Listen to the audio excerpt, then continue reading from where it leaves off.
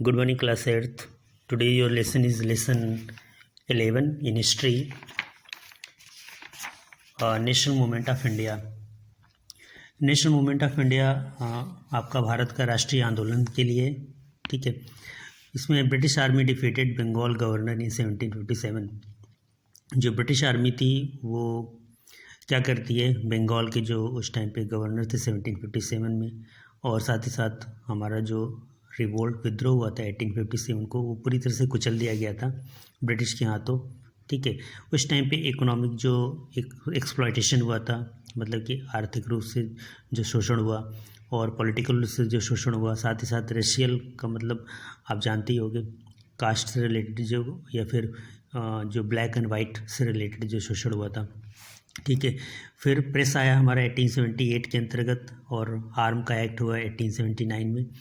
ये सारी चीज़ें जो थी, हमारा जो स्वतंत्रता थी वो धीरे धीरे क्या हुई, लोगों को महसूस हुआ कि हम पूरी तरह से क्या है, पूरी तरह से सप्रेस हैं, दबाव में हैं, ठीक है। तो ये सारी विचारधाराएं हमारे जो भारतीयों के मन में उस टाइम पे चल रही थी।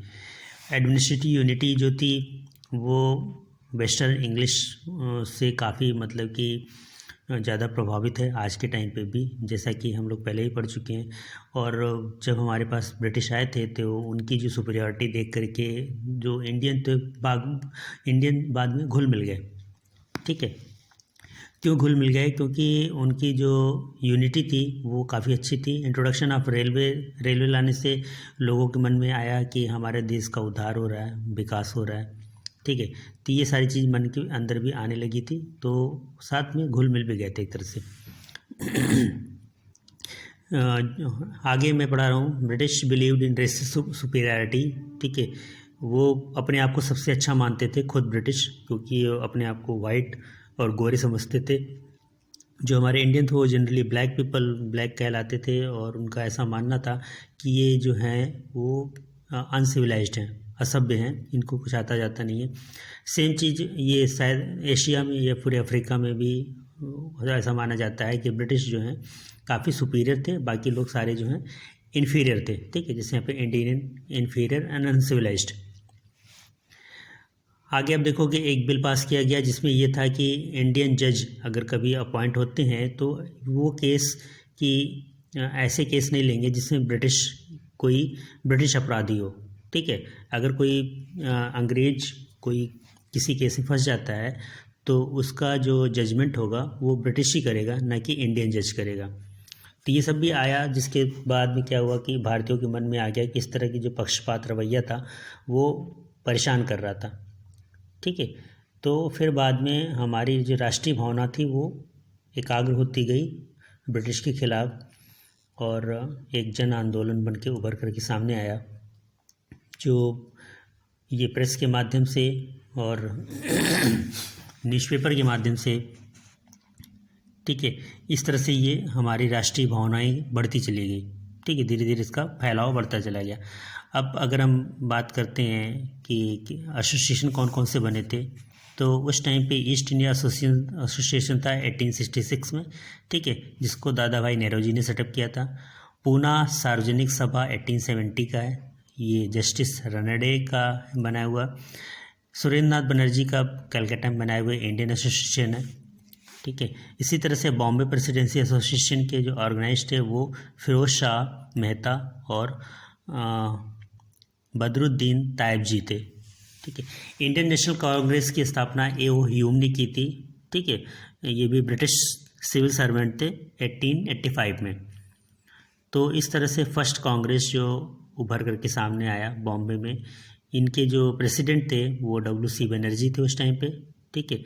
और भी डिग्नरीज और डेलीगेट्स जो थे, करीब टोटल जो डेलीगेट्स थे उस टाइम पे वो 78 या 85 थे, ठीक है। और ब्रिटिश भी नहीं चाहती थी कि जो विद्रोह 1857 में हुआ था वो दोबारा रिपीट ना हो, ठीक है। तो इनका सहारा लेकर के वो ब्रिटिश जो अपना राज करती थी। अर्ली INC जो है Indian National Congress are moderate phase में था, ठीक है। तो इसमें कुछ दो पार्टी उभर करके सामने आई थी, एक मॉडरेट कहलाती है, दूसरी एक्सट्रीमिस्ट कहलाती है, या रेडिकल्स कहलाती है। तो मॉडरेट पार्टी में कौन कौन से लोग थे? वो विश्वास करते थे कि जो हमारे जो अंग्रेज हैं वो मतलब कि हमारे ऊपर दया दिखाते हैं और जो हमने मेथड या मीटिंग जो बात करते हैं वो उसको पालन करेंगे और हमें सही मतलब कि जो कुछ भी होगा हमारे फेवर में करेंगे। ठीक है, ऐसा मॉडरेट का मानना था। ठीक है, हिंदी में मॉडरेट को नरम दल बोलते हैं और ये जो एक्सट्रीमिस्ट थे यहाँ पे एक्सट्रीमिस्ट, इनको गर्म दल कहलाता था। ठीक है, नरम दल और गर्म दल। नरम दल मतलब क्या, नरमी से पेश आते थे, और जो गर्म दल थे वो मतलब जोश के साथ बिल्कुल गुस्सैल हुआ करते थे, इस टाइप के हम कह सकते हैं। मॉडरेट्स की डिमांड क्या थी? मतलब ये जो नरम दल है इनकी डिमांड क्या थी? डिमांड थी separation of judiciary from the executive. ठीक है, वो जुडिशरी सिस्टम अलग चाहते थे और साथ ही साथ जो प्राइमरी एजुकेशन है उसका विकास चाहते थे, लोन फैसिलिटी में डेवलपमेंट चाहते थे, आर्म्स जो एक्ट है उसको रोका जाए। ठीक है, बोलने और भाव रखने की आज़ादी मांगना चाहते थे, साथ ही साथ इंडियन सिविल सर्विसेज एग्जामिनेशन भी हेल्ड कराना चाहते थे इंडिया के अंदर, और लैंड रेवेन्यू को कम करना था, और मिलिट्री एक्सपेंडिचर जो मिलिट्री एक्सपेंस है वो भी कम करने थे। ठीक है, ये सारी चीज़ थी मॉडरेट लेवल के, जिसे हम गर्म दल कह सकते हैं। ठीक है, सॉरी नरम दल कह सकते हैं। तो ये इंटरेस्ट था इन लोगों को इस तरह से प्रॉब्लम को सॉल्व करने के लिए। नेक्स्ट है एक्सट्रीमिस्ट रेडिकल्स, जो 1905 से लेकर 1915 थी। ठीक है, एक्सट्रीमिस्ट लीडर जो थे, जो मेन फेमस हैं, जिन्हें हम लाल बाल पाल कहते हैं। ठीक है, इसमें बाल का मतलब बाल गंगाधर तिलक, पाल का मतलब बिपिन चंद्र पाल और लाल का मतलब लाला लाजपत राय थे। ठीक है, इनको पॉपुलरली नोन एज बाल लाल पाल लाल कहते हैं, BPL, बाल पाल लाल। ठीक है, ये मैं शॉर्टकट आपको बता देता हूँ ताकि आप लोग आसानी से याद कर सको। और ये इन्होंने खुले तौर पे क्रिटिसाइड आलोचना करते थे ब्रिटिश गवर्नमेंट की, मतलब ब्रिटिश गवर्नमेंट कोई भी रूल लाए इसकी ये आलोचना करते थे। ठीक है, तो दे वर एक्सट्रीमिस्ट लीडर, इसलिए ये मतलब कि गर्म दल कहलाए। They wanted the Indian to be self reliant and respect. ठीक है, वो चाहते थे कि जो भी भारतीय हो वो खुद आत्मनिर्भर हो और उसको आत्मसम्मान मिले। राइट पॉइंट पे चले जाते हैं। सॉरी, यहाँ पेज नंबर 63 है। आप देखोगे वो जो थे वो घृणा करते थे ब्रिटिश नियम से। ठीक है, और चाहते थे कि उनका स्वराज जो है बर्थ राइट मिले, और ये जो बर्थ राइट दिया था वो बाल गंगाधर तिलक ने कहा था, freedom is my birth right, I will have it. ठीक है, स्वतंत्रता मेरा जन्मसिद्ध अधिकार है और इसे मैं लेकर रहूँगा, ये एक्सट्रीमिस्ट लीडर का मानना था। राइट, हम अब आगे है पार्टीशन ऑफ बंगाल। बंगाल का विभाजन क्यों हुआ था? वाइसराय लॉर्ड कर्जन ने क्या किया, जो बंगाल एक बड़ा सा प्रोविंस हुआ करता था, स्टेट हुआ करता था, उसके दो भागों में बांट दिया, ईस्टर्न बंगाल और आसाम में। ठीक है, तो इस तरह से वेस्ट बंगाल डिवाइड हो गया, और जो वेस्ट बंगाल में शामिल किए गए थे उस टाइम पे वेस्ट बंगाल में वेस्ट बंगाल था, बिहार और उड़ीसा भी थे। ठीक है, ये तीन स्टेट्स उस टाइम पे आते थे और असम उस पोर्शन को कहलाता है। तो मेन जो था मोटिव ब्रिटिश का वो था कि जो राष्ट्रवाद की जो भावना है इंडिया के अंतर्गत वो पूरी तरह से क्या किया जा सके, दबाया जा सके। ठीक है, नेक्स्ट है स्वदेशी और बायकॉट मूवमेंट। स्वदेशी का मतलब अपनी चीज़ें अपनाना, और जो बाहरी चीज़ें हैं उनका विरोध करना। ठीक है, मेरा गला थोड़ा सा ख़राब है तो आप लोग सॉरी। इसलिए आप देखो यहाँ पर है पार्टीशन ऑफ बंगाल।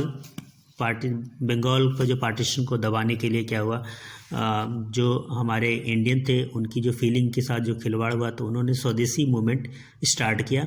ठीक है, इसके तहत क्या हुआ, ब्रिटिश जो सामान थे उसको जला दिया गया और अपने इंडियन जो सामान थे उसको मतलब कि प्रोत्साहित किया गया और बढ़ावा मिला। ठीक है, इसी तरह से फॉरेन क्लोथ्स जितने भी थे वो जला दिए गए, शॉप्स वर पिकेटेड, मतलब लूट लिए गए जो भी अंग्रेज़ों के जो भी शॉप्स थे। ठीक है, ब्रिटिश सरकार स्टार्टेड नो सप्रेस मूवमेंट और Indian showed there unity in this movement. इस मूवमेंट में क्या था कि इंडियन जो थे उन्होंने अपनी एकता को जाहिर किया। अल्टीमेटली क्या होता है, 1911 को ब्रिटिश गवर्नमेंट जो है इस जो पार्टीशन ऑफ बंगाल को कैंसिल कर देती है। ठीक है, 1911 को। अगला है रोल ऑफ रिवोल्यूशनरीज।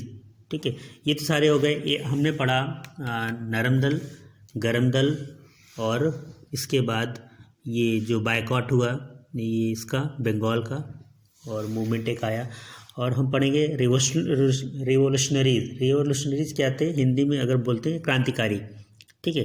क्रांतिकारी का नाम आप सुने होंगे ना, चंद्रशेखर आज़ाद, भगत सिंह, ये जैसे लोग थे। इनका क्या डिमांड था, ये मतलब कि स्वतंत्रता चाहते थे, लेकिन ये जो थे इनका छुप करके और मतलब कि आसानी से जब नहीं मिलता है तो ये छीन करके अपनी स्वतंत्रता लेना चाहते थे, इस तरह का इनका मानना था। तो ये जो अनपॉपुलर ऑफिसर्स थे उनको मतलब कि आ, आ, मार दिए, ठीक है। उनके जो हथियार थे वो लूट लिए गए, खजाने लूट लिए गए, और ये सब लूट करके अपने ही मतलब कि सोसाइटी का निर्माण किया, जिसे वीडी सावरकर ने ऑर्गेनाइज किया था, ठीक है।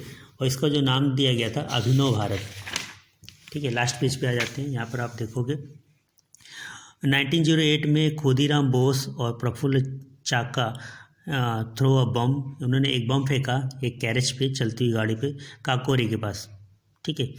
उसमें एक अनपॉपुलर जज था मुजफ्फरनगर का, और वो मारा गया।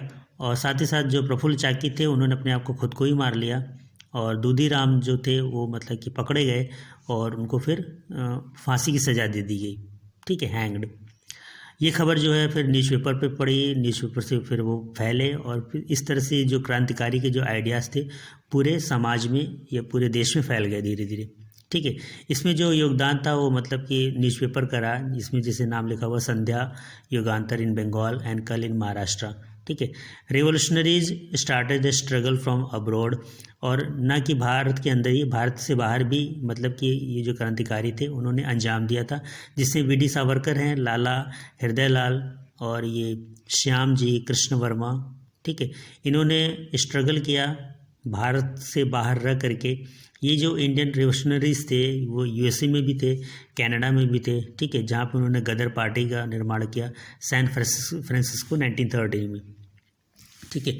यहाँ पे आप देखो जो पिक्चर बनी है वी.डी. सावरकर की है, और ये मैडम भीकाजी कामा की है, ठीक है। भीकाजी कामा एक ब्रांड नेम भी है, आप सुना होंगे, भीकाजी का नमकीन भी आता है, तो इसी तरह से ये इन्हीं के नाम पर है पॉपुलर। लास्ट में है मुस्लिम लीग 1906। जब हमारा विद्रोह हुआ था 1857 का, तो ब्रिटिश जो अपनाए हुए थे वो था मतलब कि पॉलिसी थी उनकी divide and rule. Divide and rule का मतलब होता है बांटो और राज करो। तो इसका फ़ायदा उन्होंने उठाया हिंदू मुस्लिम को आपस में लड़ा करके कई जगह पे, चाहे वो मंदिर के लिए हो, चाहे वो अंदर से समाज के लिए हो या पॉलिटिकल के लिए हो, इस तरह से ब्रिटिश जो काम किया करते थे। तो जो एम था मुस्लिम लीग का वो क्या था, प्रमोट करना, ठीक है, उन मुस्लिमों को जिनकी भावनाएं जो हैं ब्रिटिश के साथ ज़्यादा अच्छी वफादार रही थी, ठीक है। ये फर्स्ट पॉइंट था। अगला जो पॉइंट था वो क्या था, प्रोटेक्ट करना और पॉलिटिकल राइट्स का सदुपयोग करना, ठीक है, और जो विशिष्ट जो आभार है वो भी देना मुस्लिमों को।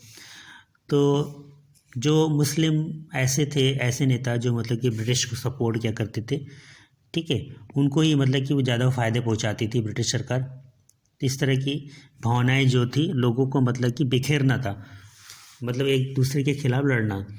फर्स्ट वर्ल्ड वॉर हुआ था हमारा ये इस टाइम पे, जिस टाइम पे क्या हुआ कि India was declared a party, ठीक है, first world war in the hope of the